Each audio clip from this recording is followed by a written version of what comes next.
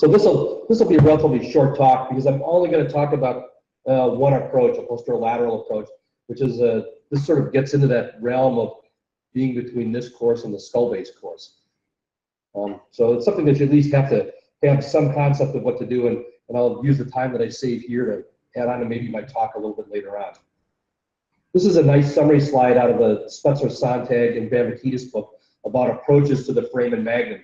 And you can see from this that you can approach the entire foramen magnum through a variety of approaches, many of which we've already talked about here. And so things that you will be able to do.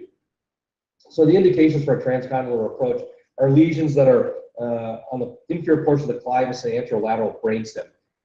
A variety of pathologies that you can address this way, including neoplastic and vascular lesions. You can also approach intramedullary and extramedullary lesions of the spine. So the patient positioning on this, not gonna read the words. We're just going to talk about it a little bit, and that's one of the important parts. The idea is to try to put this suboccipital region at the highest point in your exposure, so at the apex of it. So that means that you have to turn the head about 45 degrees for the contralateral arm, so that gets the mastoid facing up. And then you have to laterally, as you can see, laterally flex the neck to the ipsilateral side. Once again, just in an attempt to bring up this this portion of the bone so that you can work, basically looking parallel to the petrous ridge when you get there. And then suspending the arm somehow to keep it out of the way, and this can generally be done with a sling wrapped around your Mayfield head holder. This is typically how I would approach it. So the other thing too is this upper shoulder tends to get in the way, so putting some tape on it and retracting it caudally down is a relatively good idea. People talk about risk of injury to brachial plexus doing this. I think that's a relatively rare problem doing this. You could. I hate doing things in the sitting position because it's an uncomfortable arm position for me. It's uncomfortable. As I get older, I have sort of a fixed kyphosis of my thoracic spine, so it's a difficult exposure and comfort level for me. Yeah, it's age. It's age, and I readily admit that it's age. Elderly. So the incision for this needs to take into account that you may need to do an occipital cervical fusion with this, particularly if you remove more of the occipital condyle. So the incision typically begins at the mastoid process, is carried up laterally, and then it gets to somewhere around the superior nuchal line, and then down the midline to expose what I would say is both sides of the spine. Some people have talked about unilateral fusion. I think that's a relatively bad idea in my own hands. I'd rather fuse on both sides rather than a single side. The same thing with unilateral fixation with the TLIF. It's not just something that I think is reasonable. You may get away with it on occasion, but it shouldn't become a practice pattern.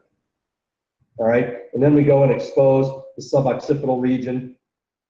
All right, so bone taken, muscle taken off bone. Leave about a centimeter of muscle so that you have something to close to later on.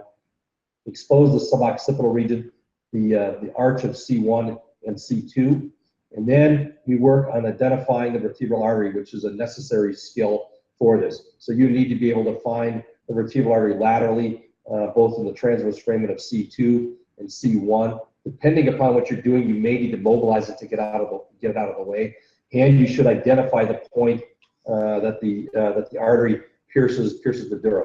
Once again, one of my skull-based partners always says it's always better to see the artery to avoid injuring it rather than finding it by mistake. So be careful, find it up front, and then it all depends what you're trying to do, and that leads to whatever dural opening you will need to get your exposure. In addition to going both cranially and caudally, and then doing your work, and then doing your fusion if you need to. Remember that you should try to preserve more than half the occipital condyle, otherwise you'll end up with instability. And also remember that the hypoglossal nerve sits in the anterior third of the occipital condyle, so you want to avoid certainly going into that area and avoiding injury to the hypoglossal nerve. So pretty simple approach. I think it'll be something we'll talk about and do in lab today. It's kind of a neat exposure, gets you a lot of anatomy. So there's really not a lot to this lecture, which gets us some time back, which I may take later. Good work, Greg. All right. Thanks.